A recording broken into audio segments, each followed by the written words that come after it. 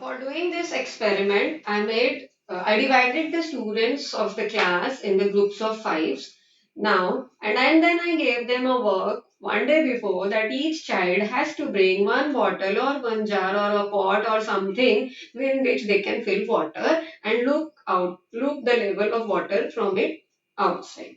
Now, one of the boy brought this fruity bottle, another brought this Glucon D bottle, one person brought this transparent glass, and another bought this type of glass. There are four type of containers with them. So we have made this one as the standard glass. That same amount of water will be put in all three glasses.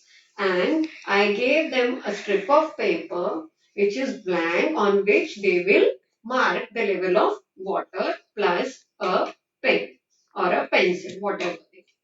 Then I labeled these vessels as A, B, and C.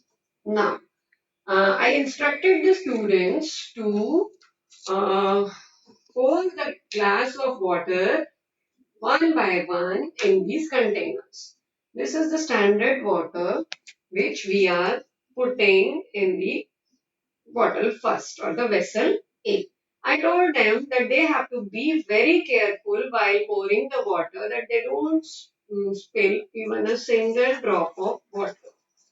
It is also very helpful as this also enhances their motor skills.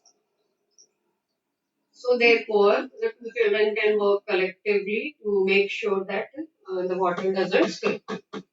Now, after pouring it, I will ask them to keep that water strip like this and mark the water level on it.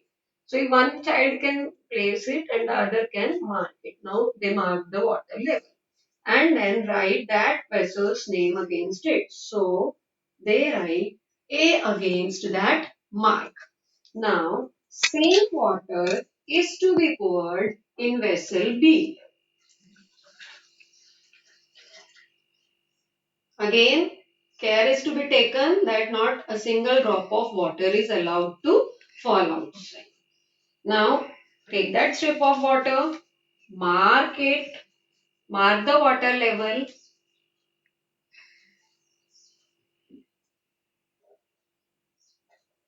Now, after marking the water level, write the name of that vessel against that mark. They have marked it B. Now pour that same water in vessel C.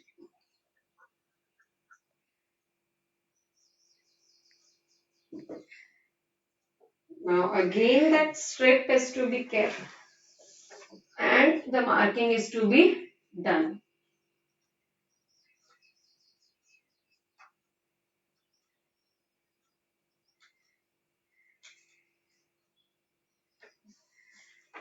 And name of the vessel against that mark. So you can see that uh, C has the highest water level, then comes A and then comes B. Then the children can be asked the questions. Since the level of water is different in different containers, so is the quantity of water different in all? Now they must come to the conclusion, no, the water is same one glass of water which is the same one glass of water which they have taken before and the same glass of water is poured in all the vessels one by one. So the quantity of water is same and they can come to the conclusion that liquids assume the shape of the container in which they are poured but they do not have a definite shape even if the volume of the liquid or the quantity of the liquid is same.